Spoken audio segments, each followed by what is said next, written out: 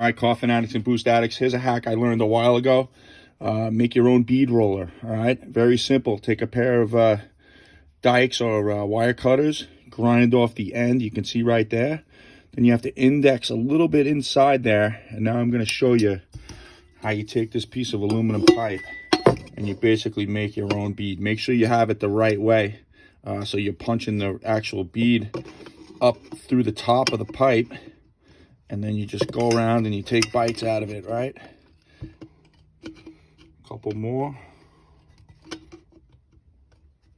And voila. Check it out. You got yourself a nice bead rolled onto the end of the pipe.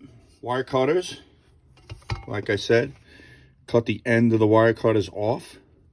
You have to index a little bit with the grinder in here, so you're not punching completely through the aluminum soft.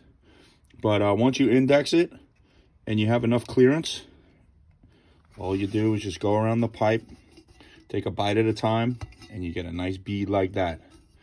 All right, so that's my gift to the internet from the Galaxie Man, all right? Hope everyone has a happy holidays and a Merry Christmas.